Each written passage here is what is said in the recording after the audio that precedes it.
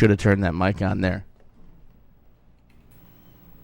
All right, there we go. Sorry about that. A little slow today. We are a little slow today. I think it's because it was how hot yesterday? I think it was like 13? I felt like was it. pretty Somebody warm. told me 108, but still 10 anything fries the brain till we get used to it. Then we don't know we're fried Yeah, anymore, that's for do sure. we? Not at all. Well, this is Money and Motivation with Nancy Fleming and Joe. And tonight we have a very, very special guest. We have a certified public accountant, Michael Gallacher. Michael, it's wonderful that you're here. Should we call you Michael or Mike? Michael is fine. Michael is fine. And tell us, where's your firm located, your phone number? What do you have a specialty at your accounting firm? Yeah, the name of our firm is Gallacher, Boson and Goodman, CPA firm located in Mesa, just south of Fiesta Mall, actually on Alamo School Road. We've been there about almost 30 years. Oh, so you're very well established. A lot of people know about you then. Hundreds and thousands of people know about us. Right on. So we specialize in small businesses. We have about 1,000 clients, probably 600 or 700 individuals, and then about 300 businesses, corporations, partnerships. And we probably pride ourselves in good service and responsiveness to client needs. Well, with that many clients, I imagine you do know one or two things about taxes. We hope so. I would hope so. Well, you're keeping a lot of people happy. That's a pretty big client base. Thank you. Yeah. And what's your phone number? 480-820-9184. Okay, very good. And what are one of the biggest questions that people are asking you anymore? You know, we've had a lot of change and changes in the tax code and rumors of change and back changes after, we remember a year ago when the government changed the tax code after the fact, and TurboTax had to do all their software and everybody else all over again. So what's one of the things you see as the biggest challenge that people are asking you about? Well, I spent a couple hours yesterday talking with a lady who had quite a bit of real estate, and her concern was that perhaps the estate tax laws are going to be changing come January 1st when the Bush tax cuts expire. There's a really nice exemption of $5 million per person, but it very well could drop to $1 million, and that could fill up the Treasury with a lot of estate tax dollars unless there's some proper planning. Right. By estate taxes, we'll define that a little bit here for people. What you really mean is what sometimes is non-affectionately referred to as the death tax. So that if someone's parent dies and they pass the inheritance down to the children. Right now we don't hear too much about this because they're able to pass up to $5 million per person without there being a tax. That's in real estate? This is on anything. Oh, so if they have across the board. Per person, so if mom dies, let's suppose dad died, and there's a way we won't get into all the trust planning without an attorney, but let's suppose mom dies and she's worth, $4.5 million. It doesn't matter if it's real estate, it doesn't matter if it's investment accounts, it doesn't matter if it's gold.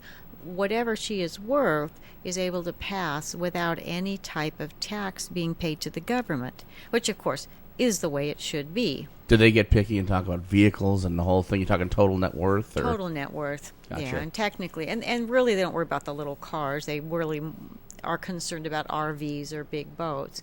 But if I understand Michael correctly, when the Bush tax cuts expire next year, this $5 million goes away and drops down to just a measly $1 million, right? That's what the concern is. Okay. There's a lot of talk out there that it may continue at the $5 million, but it's an election year. We do not know exactly what's going to happen. And even if they sort of forget for a year, they could bring in a lot of money and then say, oh, oops, we forgot. So since we're supposed to plan, hope for the best, plan for the worst, give us an example. Well, if we can use your phone conversation as an example, so the death tax drops from an exemption of $5 million down to an exemption of $1 million. What's that going to mean? What that means is that any amount in excess of $1 million will be taxed at approximately 50%. So if an individual had a net worth of, say, $3 million, there would be a $1 million exemption, and $2 million would be taxed at approximately 50%. The hazard there is that sometimes there are illiquid assets, so assets have to be sold, and when you have to sell them quickly, you don't get the same type of value as if you're able to wait to sell those assets. So it can be a real disaster for the children, for the heirs. Okay, so what we're looking at here is on a $3 million estate, which again would be some property and maybe some retirement accounts. What we're hearing is they get the full $1 million, then $2 million they get to split with Uncle Sam. So they're going to get really $1 million of that, and Uncle Sam gets a nice hefty $1 million. That's horrible. It's horrible just because Mom dies. So there's some things. I know there's some planning anymore whenever we have these terrible estate tax facing us. A lot of people will take life insurance and keep it out of the estate. There's ways to own life insurance, and number one reason that people will buy life insurance, older people, is to pay this estate tax. I'm sure you see that in your practice. Yes, that's a very common answer to that Right. question. And so we set up this scenario, I've done a lot of training, and we set up outside of the estate so that because you do not want the life insurance included, because then, boom, Uncle Sam's going to get half of that too. So anything that's in the estate. But if you set it up outside, then the life insurance, and the government does this because they want their tax dollars. Oh, yes. Anything that they do that they let you do, it's because ultimately they will benefit also. Exactly. So Mom can take out a life insurance policy, $1 million life insurance policy. The heirs can keep the $3 million estate. Uncle Sam gets the $1 million life insurance, or however they do it, and everybody is happy. Is that kind of the way we do the planning? Everybody's happy. Everybody's happy. And so do you have a feel? I mean, do you have an opinion on whether or not this estate death tax is going to come about? Do you have any gut feeling on it? Personally, I feel that it will maintain the $5 million exemption, and that is actually borne out from some seminars that we attended late last year. And what were they saying in the seminars? Because nothing's been done. They've not moved on it. It's already May. So correct. How do we? And they're so busy trying to get reelected. It's a tough reelection year this year. And I believe that is one of the driving forces to maintain it at the $5 million, because so many more people would qualify for estate taxes if the exemption was dropped to $1 million. Mm-hmm. And the legislators want to be elected, and I think that's a situation that could be disastrous for them to try to drop that down to $1 million. Well, they don't really have to do anything. It's going to be $1 million regardless. Exactly. All they have to do is right. They can really campaign and say, I am doing nothing to raise taxes, and they would be telling the truth, yet taxes would be higher next year. You got it. Right, exactly. because the law's already in place. Right. So, and we need money. I mean, they need money. I don't know why they need money. They keep spending it. So, but anyway, they keep screaming for more money. But your seminar sounded positive. But at this point in time, we really don't know. At this point in time, the way the law stands, we're looking at an only $1 million exemption next year. That's exactly right. So do we write congressmen? What do we do to try to wake them up to this issue? I mean, dead people aren't supposed to be voting. A whole nother issue we won't get into, but right. Well, I mean, you hit the nail on the head. That's a good point to write congressmen to try to keep that $5 million in place. There's a lot of changes that will come because of the expiration of the Bush tax cuts. But like I say, I do believe that it will be maintained. It depends a lot on what happens in November. So you think if the elections go in favor of those who would keep the $5 million, then they'll have time to do that before next year? They'll have about 50 days to do some planning, but I think that if it stays the same and the Bush tax cuts expire, the life insurance people, the financial planning arena, there will be a lot of gifting that goes on right at the last month and a half of the year. And there will be a lot of planning because when I first started, the exemption was only $600,000. I don't know if you remember back to those days I too. do remember that. And it was a huge issue to try to keep one's estate within the family and not have it go to the government. So we did all of those tools. There are a lot of planning tools you can use to keep money within your own family. Now, that having been said, if you think that and we're hoping that the exemption is extended. Now, what about the Bush tax cuts? Those are still scheduled to expire, and we're seeing an increase then in taxes next year. Yes. So tell us a little bit. Does the 10% tax bracket stay? Does it go away? Good question. I believe it's scheduled to stay. The long-term capital gain rates are probably going to jump up, maybe even double. Okay. From 15% to 25-28%, which so what we'd be seeing then is someone who had a gain right now of $100,000 on either property. Right now, it's not real easy to have gains, but sometimes if we own things for a long time, and this is, I think, what you're talking about too, is being forced to sell assets at an inopportune time. Exactly. And so what we'd be seeing is when you sell assets, do you still have to pay the capital gains tax too? Yes. So you'd be seeing an estate tax plus a capital gains tax. So we have mom or dad die, we sell an asset, there's a $100,000 gain because they bought it so many years ago. Not only does Uncle Sam get half of the value of the asset, but another 15% tax on the gain. Well, is that the way it works, or do they subtract some of that out? That's a little bit of a complicated question, but if there's a death, the assets are valued at the current market value. Right. And then the heirs receive that property at the current market value. Mm-hmm. If there is an estate tax. So there's what we call a step up on basis exactly, of death. Mm-hmm. Okay. Exactly. And so there can be an estate tax, and then depending on when the heirs sell the property, if they sell it fairly quickly after the date of death, there may be very little, if any, income tax. Mm-hmm. In fact, there could be a loss, even just due to realtor commissions and things like that, because the heir receives and is able to use that property and at the current market value. He sells it and is able to use as his cost that current market value.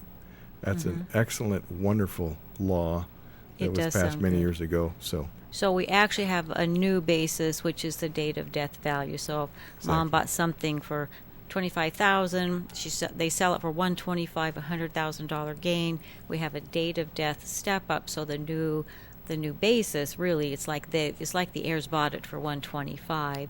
So whatever they sell it for, even though they will owe the estate tax on it. If the estate's too high, they will not owe any other capital gains. And even people smaller estates, that's true too. So if there's still the $100,000 gain, because I often have people say to me, well, Nancy, so-and-so died. Now, where am I going to owe a tax on everything I inherit? And of course, if it's under the $5 million, we're able to say no, and they will give this example. Well, what about the house or the land, or often it's stock that they've held. In fact, I have talked to a gentleman today that's owned shares of stock in the same company for 60 years.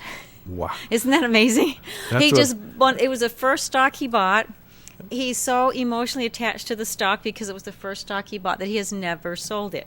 That's what I call long-term capital gain. Exactly. And so when it's sold, though, it'll be, and I have no idea what he bought it for 60 years ago, but when his heirs inherit it and sell it, regardless of what he bought it for, they will not have any type of capital gains tax on it. If the entire estate is worth $5 million, then there will not be any estate tax, so they inherit that free and clear, so to speak, and might even have a loss. How long does it take before that happens? Before what happens? What long term? What's considered long term over how many years? 1 year. 1 year. Mm-hmm. Short term is less than 1 year. short-term capital gains are taxed as if they were ordinary income rates. The long-term capital gain rate is 15% maximum, and that is a 12-month holding period or longer. And you're expecting the capital gains rate to go up, however, based on the way things stand today. Because the current law says the Bush tax cuts expire next year, which means we go way, way, way back. 12 years or so? Is that how far back we go to those tax rates, which hardly any of us remember? That's right. Yeah. That's what I'm thinking. So that makes the new gains what? Goes up from 15 to 28. To basically. 28. That's almost that's huge. almost double, isn't it? Yeah, that's huge. So if people selling, and I know a lot of people are waiting for the real estate market to recover, but so are you encouraging people to harvest losses this year, to say, okay, to harvest gains this year and push losses forward? Yes, although the push forward on the losses only sometimes only gets you a $3,000 a year deduction, matched against capital gains, of course. But that is one of the issues that I think will come into play the last 45 or 50 days of the year. Which will, because hope springs eternal, doesn't it? It does. We keep hoping the end of the year, because government's done a lot of last-minute tax changes, so it's not out of the question. Yes, sometimes they've even made some changes that are retroactive, but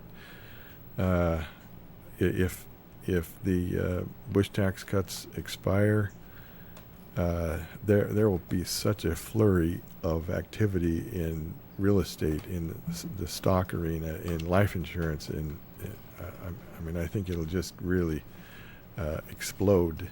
It will have to, because if it stays as it is now, and we only can pass $1 million onto our heirs, and we go from a 15 to 28% capital gains rate, that will definitely motivate people to action. But because we don't know, and because we're hopeful, and it's easier not to do something until we have to, yes, I see those last 45 days being very busy in a worst case scenario. Really, yeah.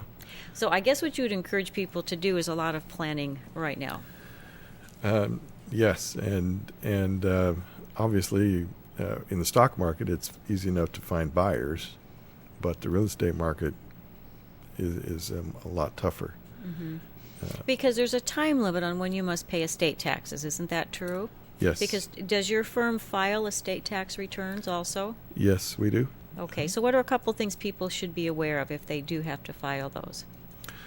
Well, the filing deadline is 9 months after the date Only of 9 death. months to raise the money. Okay, now, Joe, you sit in on these real estate shows. If someone's pressed to sell real estate and they have a hammer over their head, so to speak, how's that going to work? From what you've been hearing, not so good, huh? Not so good. Yeah, that's unfortunate. And we do hear a lot of estate sales, and people talk about being able to buy and get a really good deal at an estate sale, even if it's just buying a car or furniture. Okay, so only have 9 months to get that paid. That's one of the reasons people use life insurance, because of the instant liquidity to get that paid. To think that you can pay an estate tax bill of $500,000 and only have paid premiums of $50,000, $80,000. That is a home run. Oh, yes, the way you increase money. In fact, I actually belong to a group, and we do a lot of insurance and analysis and audits. And interestingly enough, there are people that have policies more than 5 or 6 years old, especially for these estate tax reasons or business reasons, want to have them analyzed, because in studies that were done, probably 70% of people would be able to better their position by something like 40%. Because of the differences in the tables the insurance companies used to use, the way we're living longer, and it's just found money. It doesn't take anything out of a person's pocket to make this increase. So I'm trying to encourage people that have these types of policies to just get them looked at. It takes a little bit of time, but it doesn't cost anything, and it's really worthwhile. I had one lady who had one for a different reason, but she was able to up her benefits by 80% without a dime out of her pocket. Oh, that's and incredible. when you're dealing with something like this, where you may pay tax, or if you were, in her case, she was just wanting to make sure her son got something. Sure. Nothing out of her pocket. It was great. It was great. that's a planning tool that needs to be addressed now, I think, so that I mean, you never know exactly when somebody's going to pass away. Obviously, You don't. But I imagine in your firm, you really do support things that are tax free. Yes. You don't have any problems with that, do you? That's great. If you can get tax-free investments, that's a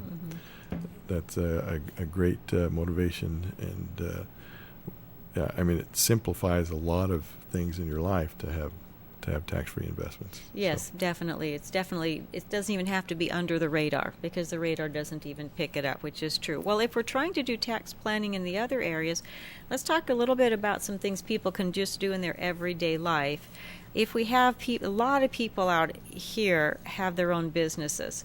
So I know when we were talking earlier, we talked a little bit about how sometimes a business owner will hire their spouse. So let's talk about that a little bit. How can that save on taxes? What kinds of things can a person do if they hire a spouse? One of the best things is that if you hire your spouse, you can throw all the medical expenses of your entire family onto the business tax return, the Schedule C, and get a full deduction, which saves not only income tax but self-employment tax. Most people, especially those who do not have a self-employed business, have to run their medical expenses on the itemized deduction page, and there are limitations there. If your income is too high, you don't get any benefit at all on the federal tax return. But if you do have a small business or even a large business and you can hire your spouse, you can set up a medical plan that covers all the employees, and it's a dependent coverage plan. So you hire your spouse, he or she is the employee, and she has a medical coverage that it covers all the dependents, and all those dependents include not only the children but the employer spouse. Oh, you can do that. So that's You wouldn't think really you could. exciting. Yeah, I was going to say you wouldn't think you can do that because if the employer spouse is hiring the employee spouse, the operative word would be employee. But you're saying that the employee spouse then can turn around and claim the employer spouse as a dependent on the insurance. Exactly.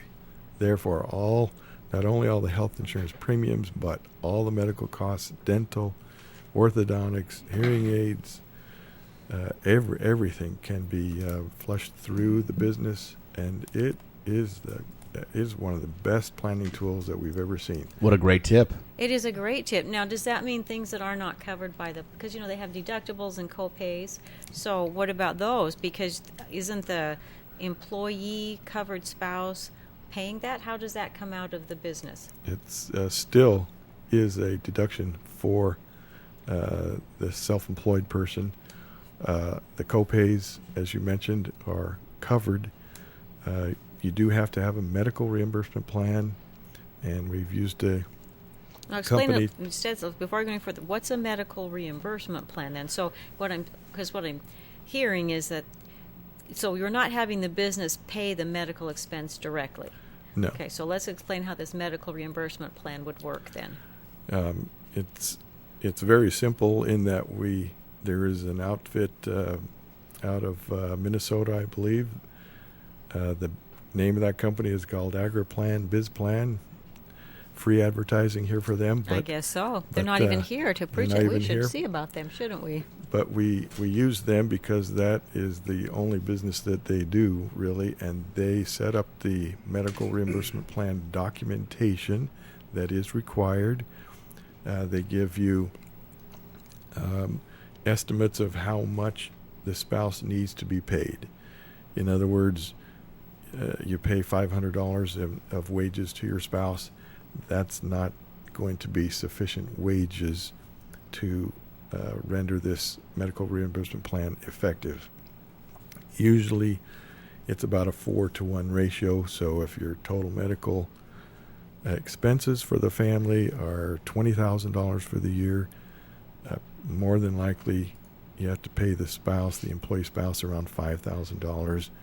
You have to do W-2. You have to pay the payroll taxes, etc. Treat the spouse just like well, the any spouse other is an employee. employee, sure. She is, right. Mm-hmm.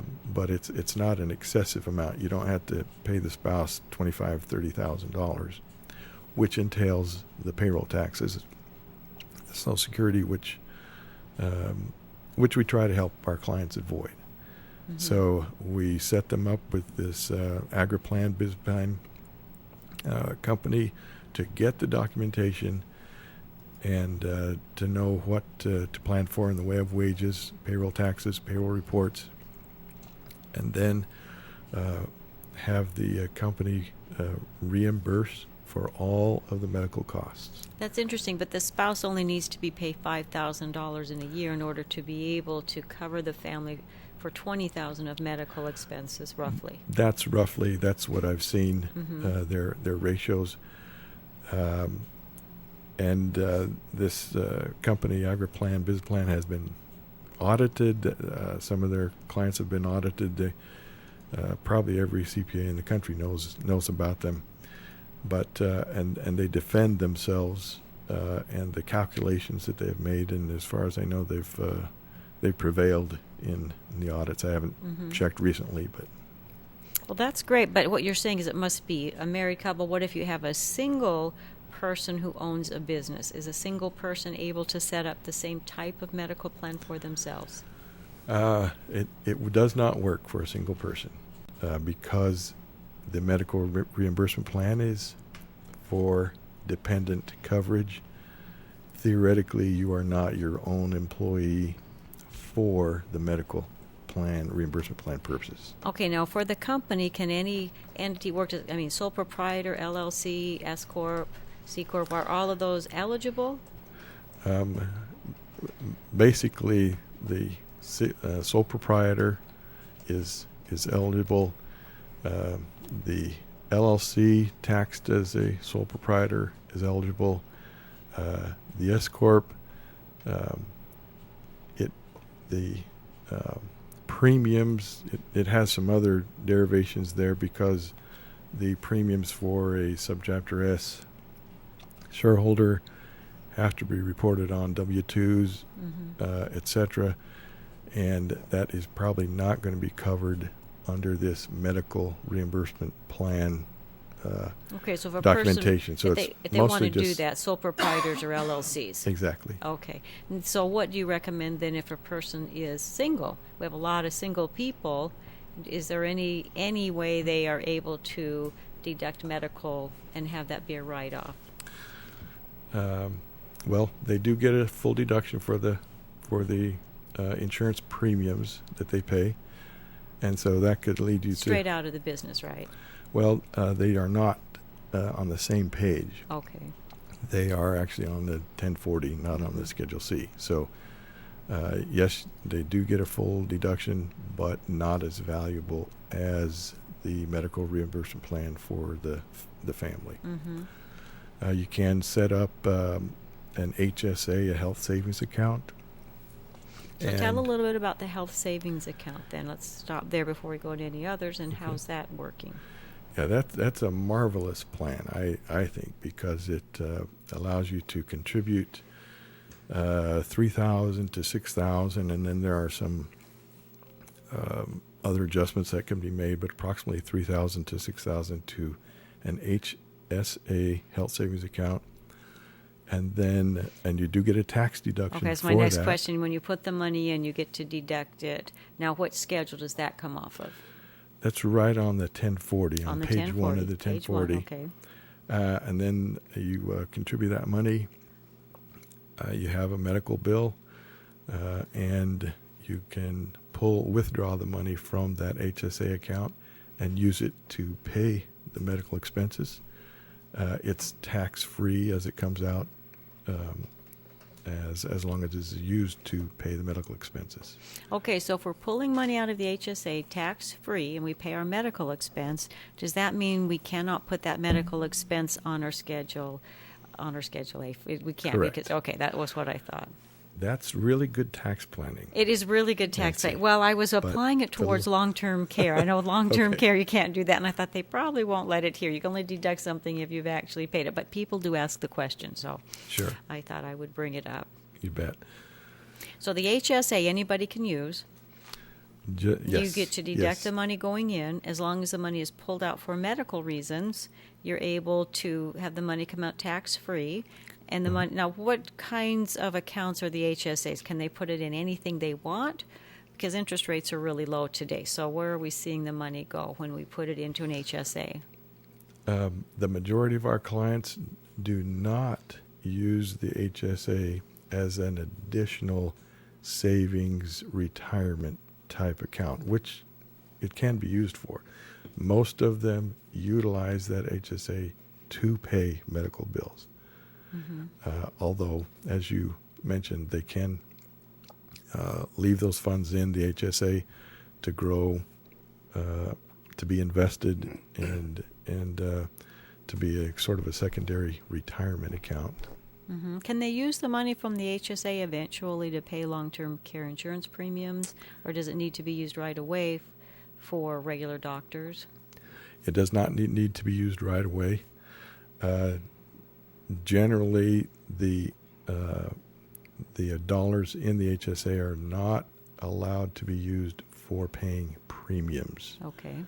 and so they are for medical costs. Are they able to use the money to pay alternative treatments? If a person really liked alternative medicine and they went to a naturopath or our friendly urologist that was here last That's right. week, would they be able to use it for that? Generally, it's just those types of medical expenses that are deductible type expenses. That list is quite an array, and it seems like it keeps expanding, such that my general answer there would be probably Probably for these able kinds to of things. deduct or use it to pay almost any kind of medical related expense. Well, our urologist is a doctor, so I'm sure that would be fine. Sure. He doesn't take Medicare, and he does only go on a cash basis. So for someone like that, it sounds like the HSA withdrawal would be ideal. Sure. Okay. I found that amazing that he does all cash. Well, he Did has. you? No, you're hearing more and more about that. And in the news, you've got doctors anymore that are only accepting a limited number of people who pay the doctor a premium every year. There's doctors wanting to get around Medicare. And if they have a unique practice like he does, they can do that because there's no competition gotcha. really to speak of. And it's an important topic, and it's a service nobody else does. That's the biggest thing, I think. So the HSAs are good for anybody who has their own business. So there's no limits on the type of like we can do the sole proprietor, the LLC, or the S corp, right? Yeah, the HSA is individuals can have that. They don't have to okay. be employed or self-employed. Excuse me. Okay, so it's just something anybody can do. So if you're working for a company that doesn't, even if you're working for a company that doesn't provide you benefits, you can just go buy your own independent insurance, and it can be an HSA account. Yes. Are the premiums reduced? Do you know? I mean, if a person buys an HSA account and then they're paying they also pay regular insurance premiums to an insurance company. Isn't it doubled up like that? Well, the insurance premiums are not allowed to be paid by the HSA. Right, but what I mean is if the person takes an HSA account, isn't it also, in a sense, married to a premium to an insurance company? Yes. And so you just have a high deductible. Exactly. And that is a situation that you do have to cover because not all health insurance plans are qualified for HSA qualified. In fact, my plan is not. Even though it's a Blue Cross Blue Shield, I have a high deductible, but it does not qualify, sadly. And so I'm going to be shopping as soon as I can get away enough years from a little medical condition that I had. Yes, the medical conditions do throw a monkey wrench in as far as changing your insurance. That's definitely true. So in addition, are there any other reasons we might want to hire our spouse? The medical reason was phenomenal. I mean, to pay a spouse $5,000, get the $20,000 all of that was that's a great reason in and of itself. But are there any other advantages to using a spouse? Yes, there are. You can double up on some retirement plan contributions. Many married folks have children, and there are great benefits of paying children to work for you. They do have to be old enough to do substantial work that qualifies. And there was a court case a number of years ago that deemed that an 8-year-old could perform substantial activity to be an employee. Oh, as low as 8. Right. What activities was the 8-year-old doing? Give some parents out their ideas, right? Yeah. The activities that they can perform are, of course, filing. Our children of today are really computer literate. It's amazing the things that they can do. Of course, cleaning, things like that. You do have to be a little bit careful because the employment of a child means that you do not have to pay Social Security or Medicare taxes on them. So you employ a child, you do not have to withhold the Social Security and Medicare taxes, and the child does not have to, and the employer does not have to pay them out of his pocket as well. So a child up to his teenage years is able to get really just a straight check with no payroll taxes withheld at all, and it is a great way to save a lot of money for college, even to buy a house. And the older a child gets, the more you can pay them. It has to be a reasonable wage, but that's an exciting thing. It's the more children you have, the more you get to pay, the more you get to save. You actually do have to write the checks to them. You need to put that money in their bank accounts. So we're not talking funny money here, but it is a great tax way to save taxes. Is there a limit on the number of hours that, say, an 8-year-old or 9 or 10 can work? If it's your own child, in a family business, that may be more of a legal question. I just didn't know if there were. Yeah, that's true. I was thinking about child labor laws. Yeah, and I'm sure there's a limit on what you can pay them, because you're not allowed to pay them exorbitant amounts of money, because obviously the government's going to look at that and say, wait a minute, you're just trying to get money out of the business on a tax-free basis. Exactly. One of the audits I had several years ago, a 14-year-old was paid about $4,000, a 12-year-old was paid $3,000, a 10-year-old was paid $2,000 for the year. For the year. Okay. And an 8-year-old was paid $1,000. So $10,000 deduction for the parents. It saved them about $3,500 in taxes. And the greatest thing about it was they still had all that money in their family unit. Well, and two, they're teaching children the value of work. It's not like just, it's nice to say clean your room for an allowance, but, valuable lessons about how work and money do go hand in hand. I think that's great. Excellent point, because that is the intent, is that the children work for the money. They learn, what goes into a bank account. They want to buy things for themselves, new tennis shoes, go on school trips, which are not deductible. And so you pull that money out of their savings accounts, which is money that has been deducted, and you're able to really get an extra benefit there. Now, we know this is parents to children, but can grandparents hire grandchildren? I do not recall that is part of the code, that's allowed. I believe it's just a parent employing a child in they a sole probably proprietorship have, I was going to say, business. probably have to do that because you could have uncles hiring nieces and Oh, sure. nephews and, aunts hiring aunts and so forth. So I suppose they have to Right. limit it. I mean, it's a great idea. Are you going to put your daughter to work now? You ever been to Mexico? I have been to Mexico. You ever been to a grocery store deep down in Mexico? No. 4, 5, 6, 7-year-olds, very common. Working, as the carryouts, stocking. I mean, they take the smallest kids and they're working. Well, a lot of the retirees that I talked to, so when they were young, that's not uncommon. They have a family grocery store. They had the old boarding houses, and it was not uncommon But for the these kids. aren't family grocery stores. No. These are like big, Oh. like Fry's. Wow. Oh, Go they into have Fry's? kids that little Oh, working yeah. at Fry's? Oh, 5-year-olds, no. I mean, and these kids are zipping around. These aren't like kids out here sluggish. Oh, what's going on? These kids know what's up, and they're working and they're busting because, their family over there, they need to eat.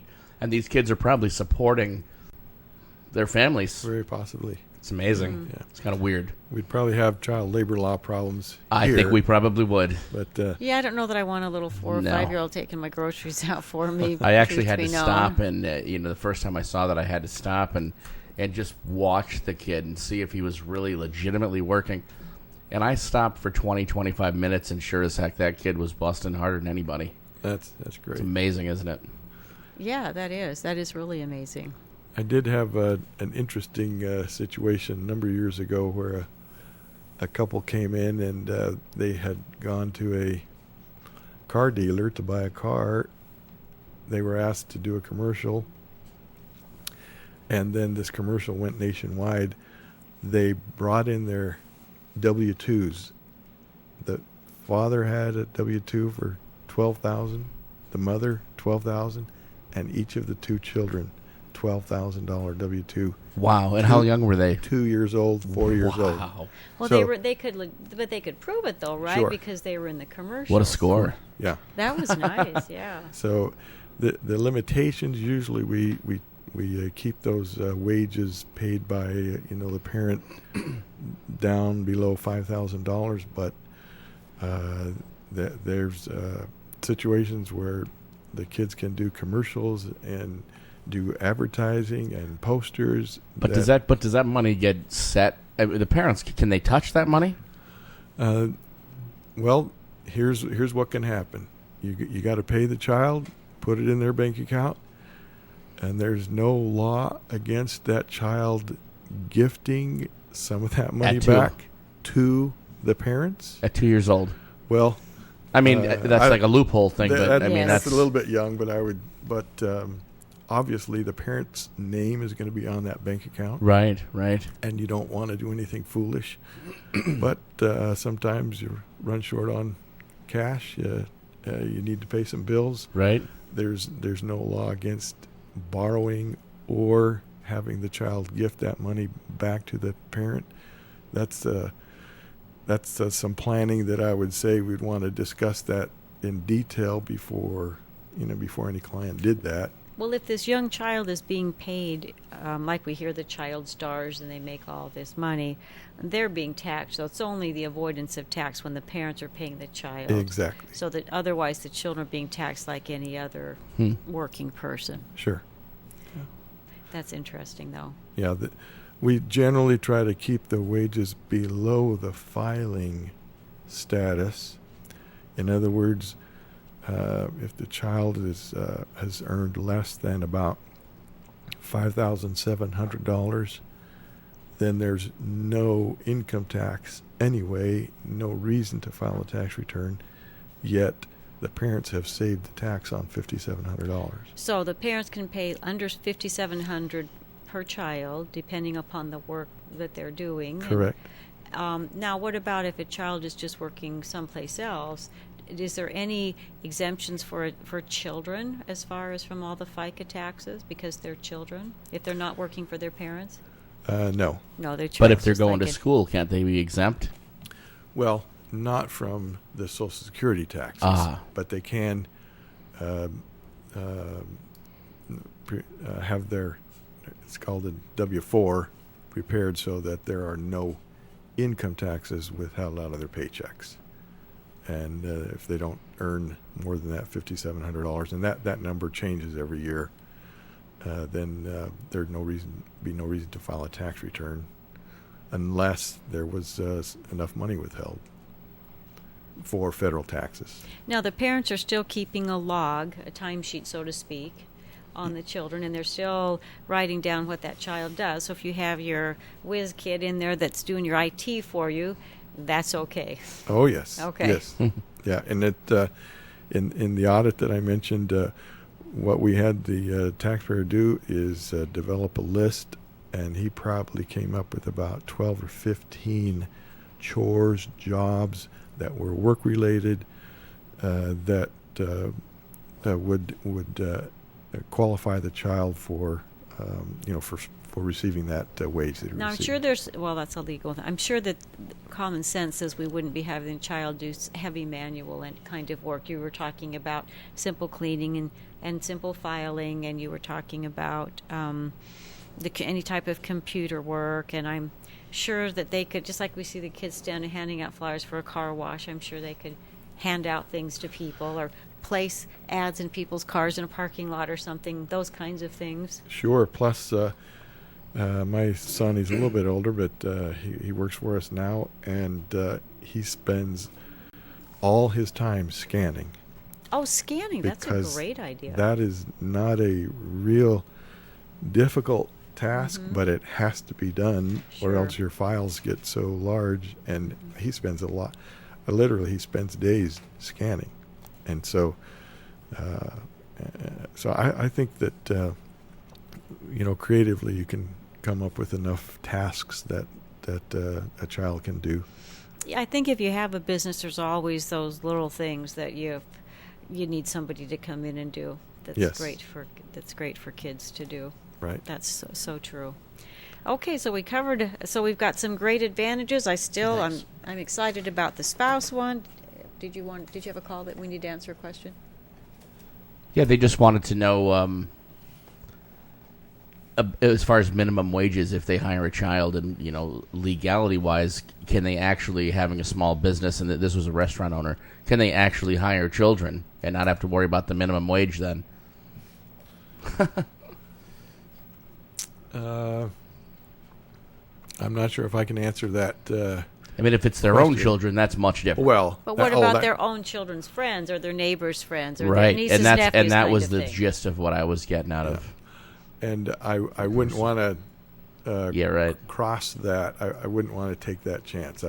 Because that's more labor law as opposed to taxes. Okay. Right. And then now, if your children are working for you and you're paying the money, are they able to then set up any retirement plans? Suppose mom and dad have a retirement plan. Can we get the kids started really young on something like that? Yeah, we have clients who set up Roth IRAs. A lot of people have heard that term. And it's ideal because the rules on the Roth IRA are very generous, even for a child, a 10, 12, 15-year-old child who has no tax filing requirement, no income tax due. Invest that money in a Roth IRA. You have to leave it in there at least 5 years, that first investment, and then the great factors of non-taxability come into play. There is a 10% penalty if you withdraw that money too soon. Aren't there some ways you can withdraw it without a penalty for certain things? Under 59 and a half. The penalty is going to be the Roth IRA is not going to be taxed, but the penalty will come into play. I don't know if you're talking about maybe buying a home. Right, that's what home. I was thinking, right. Yeah. I didn't want to just say it. I was like, okay, I'll let him, if you bring it up, then that would be great. So would it work if they put money into the Roth IRA and eventually the child grows up and wants to buy a home? Can they take the Roth money for the first-time home purchase? Yes. Yeah. Okay, so we could. What are some other ways that they could use the Roth money before 59 and a half? As long as they don't pull out any of the growth, they could always withdraw any of those, any of the contributions at no tax and no penalty. Because there was never a tax deduction. I cannot remember if there's an education clause in there. I knew the first-time home buyer, which is in and of itself a great reason to put into the Roth. Sure. But is there an education clause in there, do you know, or do they have to actually go to an education account? Yeah, that's a different issue than the Roth IRA. Right. Well, no, the education accounts, I know that is different, but I knew within the Roth that I think the biggest benefit for people under 59 and a half would be the first-time home purchase. Yes. So you could start someone young, and you've got them having their, you're paying them, you're getting money out of your business to benefit the family, going to the child. Yes, they have a savings. But then if the parent's ultimate goal is to help that child get a start later in life, I've had a lot of people who've helped their children with their first home purchase. How much nicer it is to do it this way, to put into the Roth over the years, and then they can use their own Roth money to be able to purchase their home. Exactly. There's also another planning tool where if the child has earned quite a bit of money and contributes to a deductible IRA to save taxes, and then later is able to maybe convert that to a Roth IRA and pay tax at a low bracket and still see the growth in the Roth IRA. Well, that's interesting. I work a lot with pre-retirees, so we haven't really tackled the Roth possibility for a child. So that's a real interesting concept. I hope a lot of parents can, think about that too, because we're all looking to help our kids early on to get that start in life. So that would be something that would be really, really nice. So if we go on, and we're going on to some other things, I think we covered the health part pretty well. Is there anything you can think of that you think that people should really be focusing on this year? What are some things you wish people would have done earlier in the year? For business owners, it never ceases to amaze me, the comment that comes through my head. I wish we would have had a chance to talk before December 31st. We spent a lot of time the last 3 months of the year in tax planning, and people can make mistakes. People can say, I don't think I didn't make enough money this year. I don't need to plan for my taxes. And inevitably, there are things that we could have done to create bigger losses. One of the biggest things that we've seen the last couple of years is that there were so many losses that individuals were able to carry back the losses and get tens of thousands of dollars of refunds from years when everything was really healthy. One client got over $200,000. Boy, was he happy. Can you give a hypothetical story of how that would work so our listeners can understand that better? Okay. Well, very simply, he paid a huge amount of taxes probably in about the year 2008 or so. This was on an investment, or was it on a business? No, business. On business, okay. Yes. Business profits. Yes. Okay. Business profits, and he had partnerships, and so partnerships do not pay income tax, but all the income flows onto your personal tax return. So he had humongous tax bills. Well, the economy took a dump, and he still was in business, but was losing money. And in about 2010, he had sufficient losses. I mean, pretty big, hundreds of thousands of dollars worth of losses.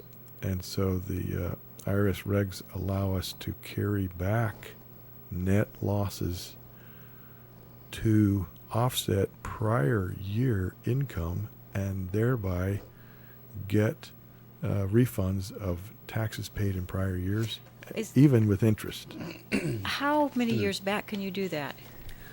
Well, there was a provision a few years ago to go back 5 years and 3 years, but now it's settling at 2 years.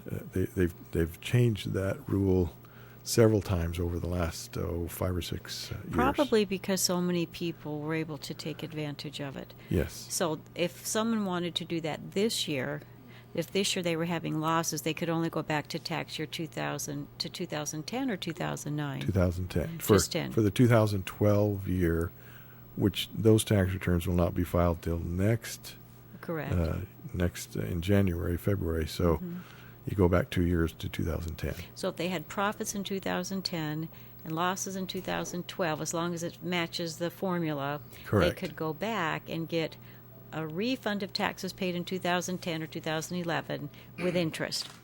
Yes. Yes. Okay, because The interest is not a huge.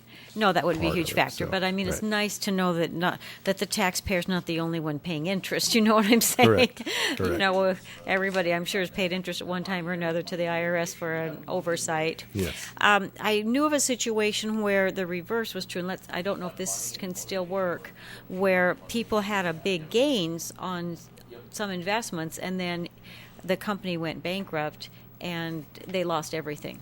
So. And what was going on was there was an accountant who was going back and attempting to do the same thing, only with a profit that was paid when the money was ultimately lost. So is that still being allowed, or was that just an unusual situation that they appealed to the IRS about? It sort of sounds like you're talking about income averaging. Well, I don't know what that's why I'm asking you. I just Okay. it was someone telling me a story, and I was curious how they did that. Yeah, I'd probably need to know a little bit Oh, a more little bit more. specifics. Okay, not enough. Okay. about We've that. got a phone caller in here that has a question for either yourself, Nancy, or Michael here. Douglas Wolf. The reason I'm asking or calling is that I don't understand what it is about the human beings that they think they can always save tomorrow, but they don't have to save today, and then they rely on Social Security, which is less than $1,000 a month for their retirement. What is it about human beings that we can't delay gratification?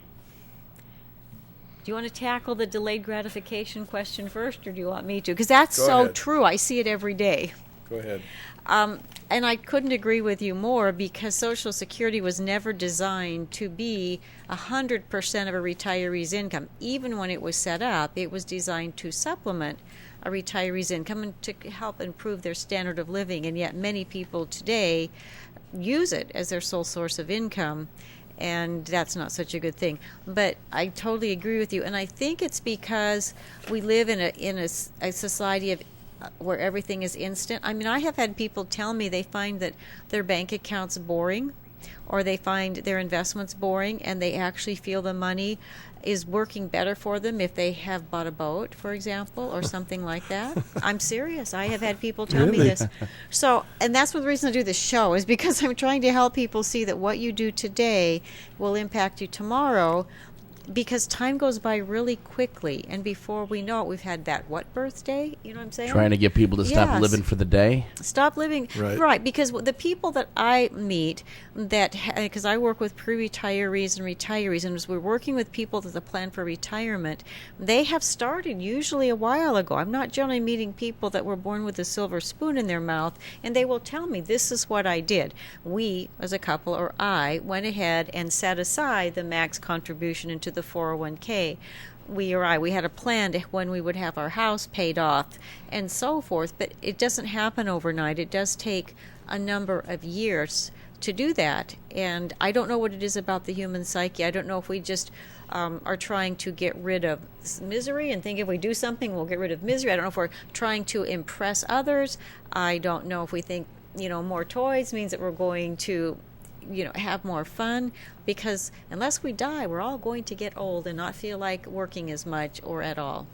So that's a great question, and it's one that defies reason to me. What about you when you work with people? Well, Can I there's follow up?